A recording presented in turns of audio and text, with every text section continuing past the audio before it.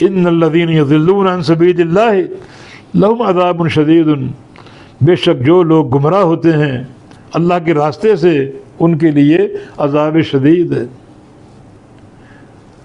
بڑا سخت عذاب ہے۔ بما نسوا یوم الحساب، بوجہ اس کے جو وہ بھول گئے یوم حساب کو، حساب کے دن کو، قیامت کے دن کو، یعنی قیامت کے دن کو بھول کر انسان خواہشات کا پیروکار بنتا ہے، اور جو خواہشات کا پیروکار بن جائے اس کے لیے دردناک عذاب ہے۔ تو داؤد علیہ السلام کو بھی حکم دیا گیا کہ خواہشات کی پیروی نہ کرنا، یہ گمراہی کا راستہ ہے۔ اور گمراہی کا راستہ کون اختیار کرتا ہے؟ جو یوم الحساب کو بھول جائے، آخرت کو بھول جائے، قیامت کو بھول جائے۔ تو بھلا قیامت بھلائی جا سکتی؟ قیامت فراموش کی جا سکتی؟ نہیں۔ تبھی تو آگے فرمایا وَمَا خَلَقْنَا السَّمَاءَ وَالْأَرْضَ وَمَا بَيْنَهُمَا بَاطِلًا، اور نہیں پیدا کیا ہم نے آسمان کو اور زمین کو، وَمَا بَيْنَهُمَا، اور جو کچھ ان کے درمیان ہے، باطلاً، بیکار، بے مقصد، بیکار پیدا نہیں کیا، نہ آسمانوں کو نہ زمینوں کو۔ اس کا کیا معنی؟ اس کا معنی پھر یوم الحساب کی تیاری کرو۔ تم کو آسمان دے دی، زمینیں دے دیں، ہر چیز تمہارے تابع کر دی، مسخر کر دی، معیشت کے اسباب دے دیے، اور ایک عمر دی تم کو 60 70 80 90 100 سال۔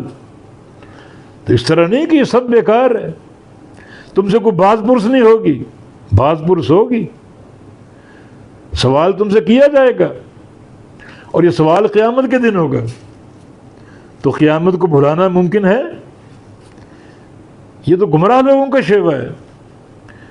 جو لوگ گمراہ ہوتے ہیں، گمراہی اختیار کرتے ہیں، اس لیے کرتے ہیں کہ وہ قیامت کو بھلائے بیٹھے ہیں۔ تو قیامت بھلانے والی چیز نہیں، وہ یقینی قائم ہوگی۔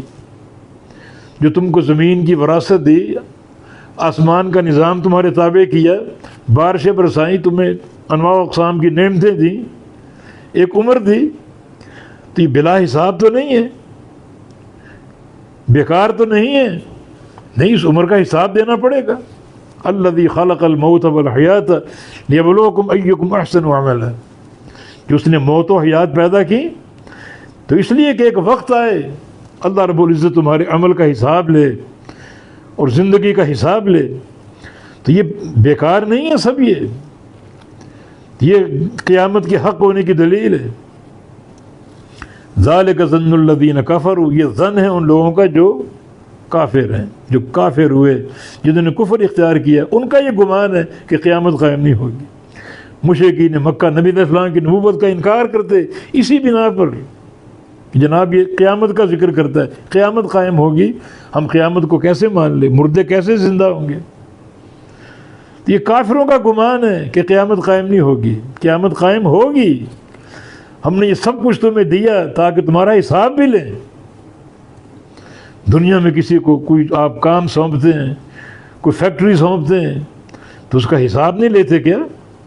بالکل چیک کریں گے، حساب لیں گے۔ تو یہاں تو سب کچھ آپ کو سونپا گیا ہے، مسخر کیا گیا آپ کے، اور ایک عمر آپ کو دی گئی ہے، تو اس کا حساب لیا جائے گا۔ اور کب لیا جائے گا؟ قیامت کے دن۔ تو یہ قیامت کے یقینی ہونے کی دلیل ہے۔